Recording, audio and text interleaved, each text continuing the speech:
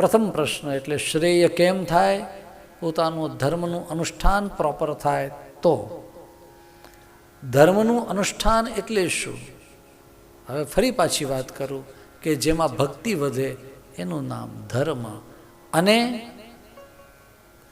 આ બધુંય તમને ન ખબર પડતી હોય તો એક ઇઝી વાત કરી કે તમે જે કામ કરો છો ને એ પ્રોપર કરો ને તો એ ભગવાન સંતુષ્ટ થઈ જાય. સમજાય છે? દાખલા તરીકે કોઈનું કામ આ સોફા બનાવવાનું છે તો મગજમાં શું વિચાર કરે કે આ સોફાની ગેરંટી કેટલી? બોલે 6 વર્ષની, 10 વર્ષની. એ એમ વિચાર કે નહીં, 12 વર્ષ નહીં, એના કરતાં પણ વધારે સારું રહે એવી વસ્તુ હું આમાં વાપરું. તો એનાથી વગર કોઈ પણ પૂજા પાઠે ભગવાન પ્રસન્ન થઈ જાય, આવું કહેલું છે. અમારી સાથે કેટલાક મિત્રો ભણતા, એણે એમ નક્કી કર્યું કે અમે પૂજા પાઠનું કામ નહીં કરીએ, અમે ભાગવત સપ્તાહ વગેરે નહીં કરીએ, હું તો જોબ કરીશ. અને એમાંથી ઘણા લોકો જોબ કરે છે, કેટલાક પ્રોફેસર્સ પણ છે, કેટલાક ટીચર્સ છે, રીડર્સ છે, લેક્ચરર્સ છે, એમ અલગ અલગ સેક્ટરમાં અલગ અલગ લોકોની માસ્ટરી અને તેના જે રીતનું પ્રમોશન મળ્યું હોય તે રીતે કેટલાક કોઈ પ્રિન્સિપાલ પણ ઘણા લોકો છે. આવા બધા મારા મિત્રો છે. તો એમાંના એક ભાઈએ કહ્યું મારે કંઈ ટીચર બનવું છે, બીજું કામ નથી કરવું. મેં કેમ? એ કે કર્મકાંડ, પૂજાપાઠ, યજ્ઞયાગ વગેરે કરીએ અને એમાં થોડું ઓછું થાય તો આપણને પાપ લાગે. મેં તરત કહ્યું આ શ્લોક જો, આમાં એમ કહ્યું છે કે તમે ટીચર બનો, તમારે 8 પીરિયડમાંથી 6 પીરિયડ ભણાવવાના છે, એક તમારો અને બીજો એક છોકરાઓનો ફ્રી પીરિયડ હોય.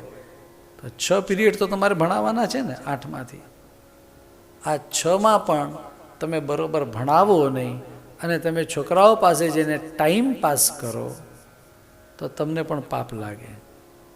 તમે તમારું કોઈ પણ કાર્ય એ નિષ્ઠાપૂર્વક કરો તો એ ભગવાનની જ ભક્તિ છે.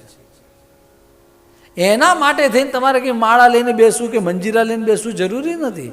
હા, માળા લો તો સારી જ વાત છે, મંજીરા લઈને બેસો, ભગવાનનું નામ લો તો બહુ સારી વાત છે. પણ કદાચ એ ના પણ કરો, પણ તમે તમારું કાર્ય પ્રોપર કરો. એક બહુ સારા આર્કિટેક્ટ હમણાં મને મળ્યા, તો મેં એમને કહ્યું કે આજકાલના તમે બિલ્ડિંગો બધા બનાવો છો તો એની કોઈ ગેરંટી કેટલા સાલ સુધી ચાલે? અંગ્રેજોના જમાનામાં આવા હતા, એવું બધું મેં કહ્યું.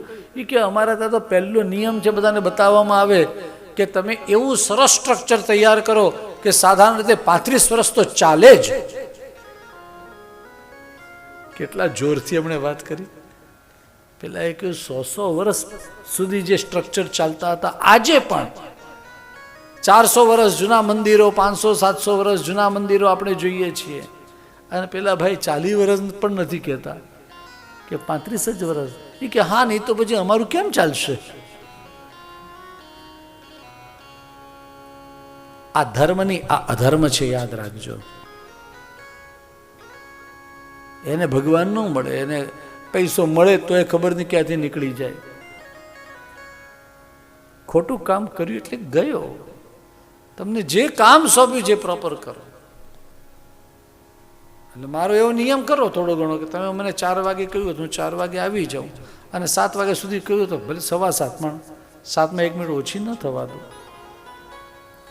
થોડુંક તમે મને બેસાડ્યું છે જેના માટે, એ વાત હું નહીં કરું તો ક્યાં જઈશ?